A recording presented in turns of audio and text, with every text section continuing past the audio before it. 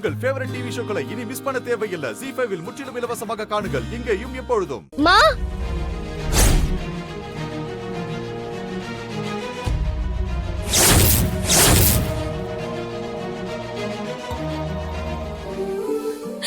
வாந்தி. அக்கா உனக்கு ஒண்ணு இல்லையே, ஏமா இப்படி பண்ண? எனக்கு ஒண்ணும் ஆகலமா. வானதி, ஆத்துக்குள்ள விழுந்த உன்னை தேடணும் காணோம். இப்ப எங்கிருந்துமா வர? என்னம்மா நடந்துச்சு? எனக்கும் தெரியல மாமா. குறி சொல்ற ஒரு அம்மா தான் என்ன காப்பாத்துனாங்க. என்ன ஓடில இருந்து தூக்கிட்டு வந்ததா சொன்னாங்க. தற்கொலைக்கு முயற்சி பண்ணவங்க உயிர் பொழைச்சாலும் இவர் பண்ண தப்பு தப்புதான். என்னது? என் அப்பா என்ன அடிச்சாரா? யார் சொன்னது? அவர் என்ன அடிக்கவே இல்லையே. ஐயோ, என்னமா சொல்றா? என்னம்மா சொல்ற? அடிக்கலையா? ஆமா சார், எங்க அப்பா என்ன அடிக்கவே இல்ல. உன்னை உங்க அப்பா அடிச்சதா உங்க அம்மாவே சொன்னாங்களேம்மா. அவங்க ஏதாவது தெரியாம சொல்லிருப்பாங்க சார். நானும் எங்க அப்பாவும் ரூம்ல தனியா தான் பேசிட்டு இருந்தோம். அவங்க ஏதோ குழப்பத்துல சொல்லிருக்காங்க. ஏமா, உங்க புருஷன் உங்க பொண்ணு அடிச்சதா நீங்க தானமா சொன்னீங்க. இப்ப உங்க பொண்ணு இல்லன்னு சொல்லுது. அது ஒண்ணும் இல்ல சார். நான் ரூமை விட்டு வெளியே வந்ததும் நேரா ஆத்துல போய் குதிச்சிட்டேனா, உடனே எங்க அம்மா நான் எங்க அப்பா அடிச்சுதான் ஆத்துல குதிச்சிட்டேன்னு நினைச்சிட்டாங்க. என்னடி இவ புது கதையெல்லாம் சொல்லிக்கிட்டு இருக்கா? அதாண்டி எனக்கும் ஒண்ணும் புரியல. வானதி, என்னடி சொல்லிக்கிட்டு இருக்க? அம்மா, உனக்கு எதுவும் தெரியாது. நீ கொஞ்சம் பேசாம இருமா.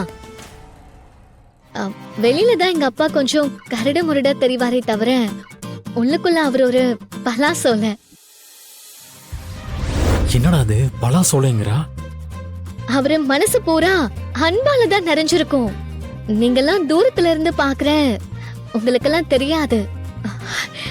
அவர் கூடவே இருந்து பாக்குற எனக்கு தான் தெரியும். அம்மா, என்னம்மா அக்கா என்னென்னமோ பேசிட்டு இருக்கு? அதாண்டி எனக்கும் ஒண்ணும் புரியல.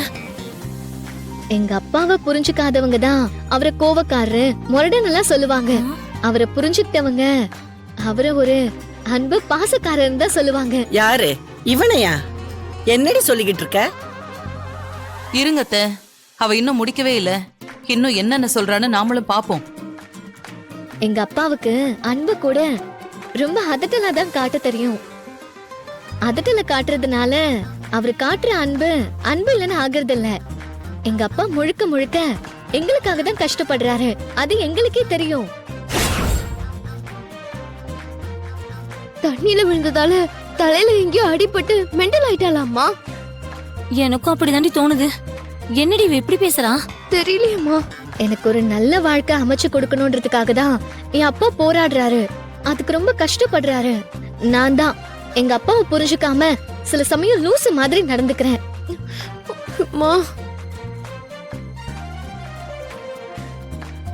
எங்க அப்பா மாதிரி ஒரு நல்ல அப்பா யாருக்குமே கிடைக்க மாட்டாங்க. என்ன நடக்குதுங்க? ஒண்ணுமே புரியலையே. பேசிட்டு இருக்கிறது வரதண்ணே பொண்ணுதானா? அவரை போய் நல்ல அப்பான்னு சொல்லுது. இந்த பிள்ளைக்கு மண்டையில ஏதாவது அடிபட்டுருச்சா?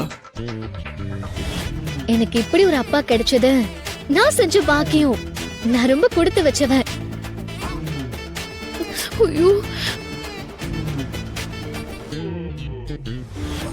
எங்க அப்பாவை பத்தி ஒரே வார்த்தையில சொல்லணும்னா, எங்க அப்பா எங்களுக்கு கிடைச்ச ஆண் தேவதை. ஆண் தேவதையா? அம்மா, இதுக்கு மேல என்னால பொறுத்துக்க முடியாதுமா. அவளை என்ன பண்றேன்னு பாரு. நீ வேற சும்மா இருடி. எல்லாரும் பாக்குறாங்க, சும்மா இரு. இனிமே என் அப்பாவோட மனசு கோணாம நடந்துக்கிறது தான் என்னோட வாழ்க்கை லட்சியமே. இப்போ என் அப்பாவோட ஆசை, கனவு, லட்சியம் எல்லாமே என்ன கல்யாணம் பண்ணி கொடுக்கணும்ன்றதுதான். அதனால எங்க அப்பா ஆசைப்படியே அவருக்கு பிடிச்ச மாதிரியே கல்யாணம் பண்ணிக்கலான்னு நான் முடிவு பண்ணிட்டேன். அருள் மாமாவ எனக்கு கட்டி வைன்னு உன்கிட்ட சொன்னேன். நீ முதல்ல அதுக்கு அருள் மாமாக்கு உன்னை பிடிச்சிருந்தா கட்டி வைக்கிறேன்னு சொல்லியிருந்த. அதுக்கப்புறம் என்ன சொன்ன? உங்க அப்பாவுக்கு தெரிஞ்சா பெரிய பிரச்சனை ஆயிடும்னு சொல்லி தானே தட்டி கழிச்சேன். இப்ப அப்பா தானே பிரச்சனை. அந்த ஆண் தேவதைய எப்படி சமாளிச்சு அருள் மாமாவை கட்டிக்கணும்னு எனக்கு நல்லா தெரியுமா. அருள நீ கட்டிக்க போறியா? ஆமா. அப்புறம் எதுக்கு கரிகாலனை கல்யாணம் பண்ணிக்கிறதுக்கு சரின்னு சொன்ன? கல்யாணத்துக்கு நான் சரின்னு சொன்னது அருள் மாமாவை நான் கட்டிக்கதான். என்னடி நான் சரின்னு சொன்னாதானே இந்த கல்யாண வேலையெல்லாம் ஆரம்பிக்கும். ஐயோ, இவ சொல்றது எனக்கு ஒண்ணுமே புரியலையே. ஏய், என்னடி ஆச்சு இவளுக்கு? பைத்தியம் பிடிச்சிருச்சுமா, அதான் இப்படி உளறிட்டு இருக்கா. எனக்கும் அப்படிதாண்டி தோணுது. இந்த கல்யாணம் நடக்கவே நடக்காது போல இருக்கு. இந்த கல்யாணம் மட்டும் நடக்கலனா உங்க அப்பே நம்ம எல்லாரையும் கூறு போட்டுருவாரு. அம்மா, அந்த மாதிரி எந்த பயமும் வேண்டாம். நீங்க 2 பேரும் பயப்படுற மாதிரி எதுவும் நடக்காது. நான் இப்போ ரொம்ப தெளிவாதான் இருக்கேன். இந்த கல்யாணம் நடக்கும். அருள் மாமா தான் என் கழுத்துல தாலி கட்ட போறாரு. அப்படி ஒண்ணு நடந்தா அடுத்த நிமிஷமே உன் கழுத்துல இருக்க தாலி இறங்கிரும்டி. என்னடி?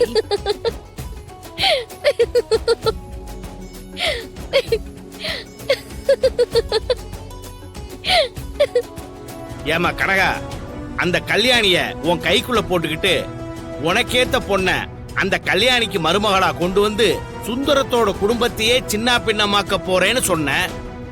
ஆனா இன்னைக்கு கல்யாணிக்கு உன்னை கண்டாலே ஆகல. விடிஞ்சா கல்யாணம், அதுக்கு பந்தக்கால் வேற ஊன போறாங்க, தாலியும் செய்ய போறாங்க. நாளைக்கு சாயந்தரம் வரவேற்பு விழா, அடுத்து கல்யாணம் தான். இப்ப என்னதான் பண்ண போற? இனிமே பண்றதுக்கு ஒண்ணுமே இல்ல. நான் எல்லாத்தையும் ஏற்கனவே பண்ணிட்டேன். என் கைக்குள்ள சிக்காத கல்யாணிங்கிற விலாங்கு மீன நான் இப்ப வீரையங்கிற தூண்டில வச்சுதான் பிடிக்க போறேன். அதோட இறதான் நந்தினி. எனக்கு ஒண்ணுமே புரியலையம்மா. காலையில நடக்க போறத பாருங்க, அதுக்கப்புறம் உங்களுக்கு எல்லாமே புரியும். ஆண் தேவதை உன்னை ரொம்ப அவசரப்படுத்துறது எனக்கு புரியுது. நான் ரெடிதான். அப்புறம் அம்மா, உன்கிட்ட ஒரு முக்கியமான விஷயம் இப்ப சொல்லியே ஆகணும். பந்த காலுக்கு அப்புறம் தாலி பூஜை தானே பண்ணுவாங்க. அப்ப அருள் மாமா கொடுக்கிற தங்கத்துல செய்யற தாலி தான் ஏன் கழுத்துக்கு வரணும். என்னடி உளறிக்கிட்டு இருக்க? அது எப்படி முடியும்? நீ பிரச்சனை பண்ணணும்னு எல்லாத்தையும் பண்ணிக்கிட்டு இருக்கியா? அப்படிலாம் எதுவும் செய்ய முடியாது. அப்படி ஏதாவது செஞ்சா அது இன்னைக்கு ரொம்ப பெரிய பிரச்சனை ஆயிடும். உன்கிட்ட சொன்னா நீ இப்படிதான் சொல்லுவேன்னு எனக்கு நல்லாவே தெரியும். எந்த பிரச்சனையும் இல்லாம நான் இன்னைக்கு இதை செஞ்சு காட்டுறேன், பாக்குறியா? நீ அப்படி ஏதாவது பண்ணா கண்டிப்பா பிரச்சனை தாண்டி வரும். வராது, மீறி வந்தா கூட நான் பாத்துக்கிறேன், சரியா? ஜீ5 ஆப்பை டவுன்லோட் செய்து அனைத்து எபிசோடுகளையும் இலவசமாக பாருங்க.